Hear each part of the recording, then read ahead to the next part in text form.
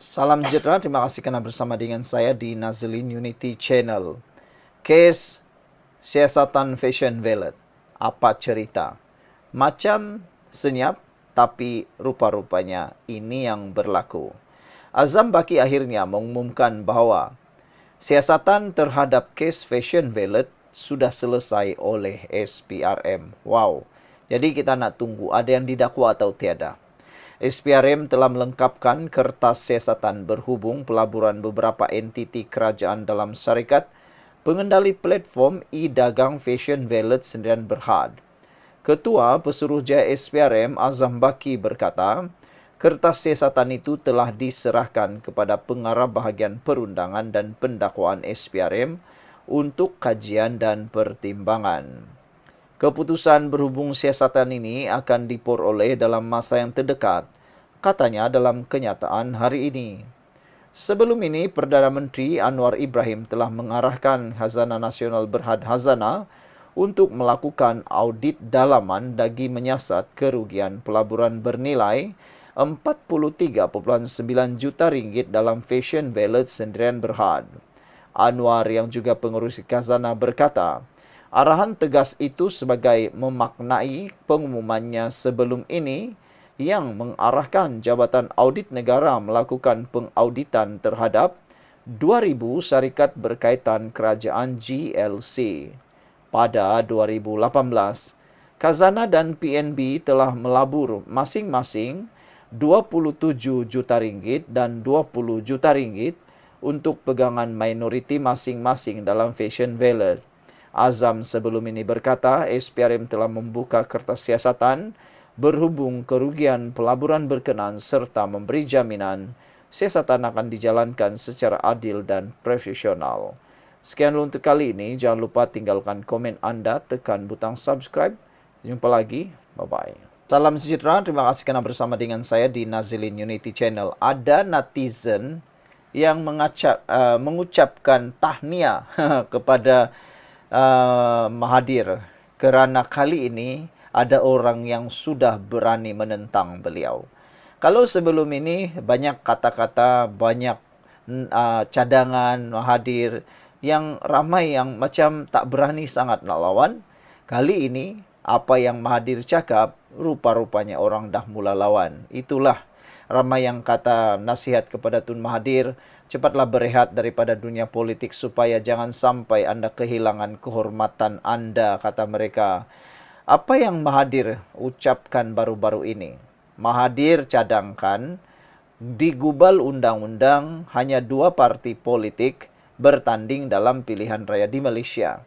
Ingatkan ada orang yang sokong, rupa-rupanya ramai yang tak sokong dan bahkan seakan-akan tiada sambutan langsung. Ini yang paling bagus. Dr. Mahathir salah. Parlimen tergantung bagus untuk kestabilan politik. Ini kata pakar, bukan orang biasa, bukan saya tapi pakar. Persaingan yang sihat dan bukannya sistem 2 parti yang dianjurkan oleh Dr. Mahathir Mohamad adalah penyelesaian bagi ketidakstabilan politik. Menurut saintis politik Universiti Sunway, Wong Chin Huat. Wong berhujah bahawa sistem 2 parti boleh membawa kepada ketidakstabilan politik kerana permusuhan yang mendalam antara kedua-dua kem. Wong juga tidak bersetuju dengan dakwaan bekas Perdana Menteri bahawa Parlimen yang tergantung seperti yang disaksikan dalam pilihan raya umum lalu adalah batu penghalang. Parlimen tergantung sebenarnya boleh menggalakkan kestabilan dengan menggalakkan parti yang bersaing dalam menyederhanakan kedudukan mereka kerana mereka perlu mempertimbangkan potensi keperluan perkongsian kuasa dengan pesaing selepas pilihan raya.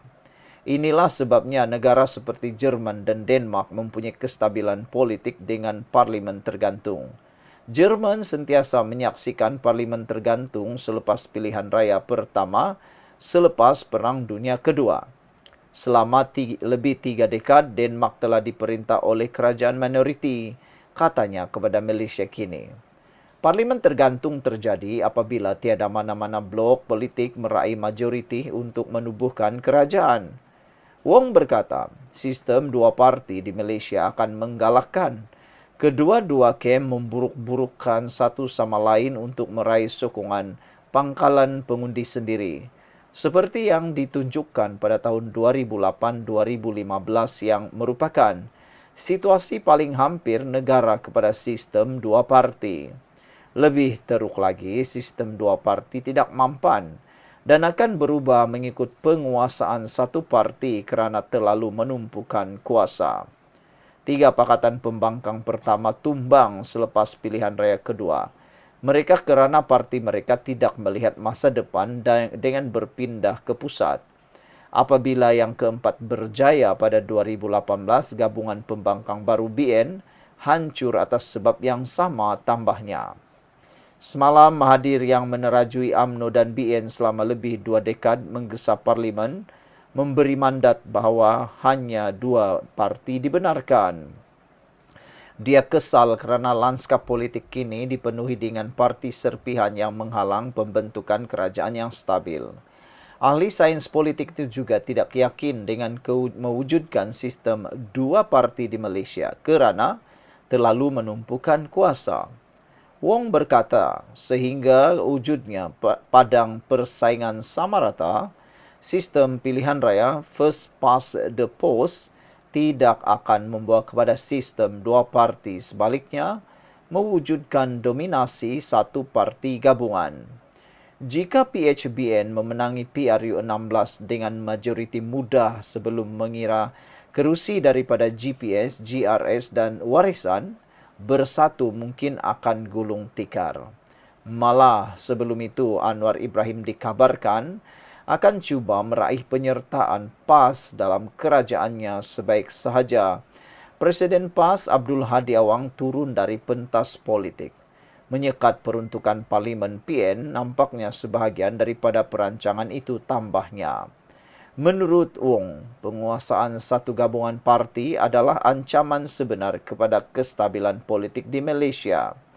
Jika kerajaan memenangi terlalu banyak kerusi dan berasa tidak dapat dikalahkan, ketidakstabilan politik akan berlaku dalam 2 pengertian. Pertama, penguasaan melahirkan rasuah yang menyebabkan rasa tidak puas hati dan kebencian awam dalam parti bukan sahaja dalam kes 1MDB, tetapi juga sebelum ini semasa Mahathir 1.0 kali pertama menjadi Perdana Menteri. Kedua, lebih asas kerana gabungan tetap kita di bawah FPTP tidak membenarkan persaingan dalaman antara sekutu daripada hal kerusi yang dipertandingkan sehingga jawatan menteri. Ini membawa kepada perbalahan dan perbalahan etnik walaupun pada mulanya kerajaan menikmati sokongan merentas etnik. Oleh itu, apabila pakatan pemerintah menang terlalu besar dan pembangkang tidak dihiraukan, seperti 90% majoriti Parlimen Kerajaan Abdullah Ahmad Badawi pada tahun 2004-2008, ahli politik yang bercita-cita tinggi perlu main kotor untuk naik atau sekadar relevan. Ini secara struktural adalah sebab mengapa Hisamuddin Hussein yang bersuara lembut, bekas naib Presiden UMNO, mengangkat kerisnya selama 3 tahun berturut-turut dalam perhimpunan UMNO, walaupun BN mendapat manfaat daripada sokongan bukan Melayu untuknya, katanya lagi. Wong menegaskan bahawa kestabilan politik sebenar akan berpunca daripada persaingan yang sihat. Apabila parti dapat melihat prospek yang menang tetapi tiada jaminan untuk menang, mereka berkemungkinan akan bersikap lebih rasional, mengawal diri dalam mentadbir, kurang keangkuhan dan penyalahgunaan kuasa dan kurangkan fitnah terhadap lawan, katanya. Wong meraihkan parti serpihan kerana menurutnya, persaingan berbilang parti adalah baik untuk pengundi secara keseluruhan atau mana-mana komuniti, Melayu bukan Melayu, Sabah dan Sarawak. Menggunakan analogi pasaraya besar, Wong mempersoalkan sama ada pengguna akan mendapat manfaat jika Aeon, Lotus, Maidin dan Giant bergabung menjadi satu entiti. Jika pengundi hanya mempunyai satu pilihan, mereka tidak akan mendapat tawaran yang lebih baik dan mereka juga tidak boleh membuang orang jahat apabila ahli politik mengkhianati atau menggagalkan mereka, katanya lagi. Saudara-saudara sekalian, apa pula pendapat Anda untuk isu kali ini? Memang terbukti Tun Mahathir salah dalam hal ini. Parlimen tergantung bagus untuk kestabilan politik, kata Wong. Sekian dulu, kita jumpa lagi.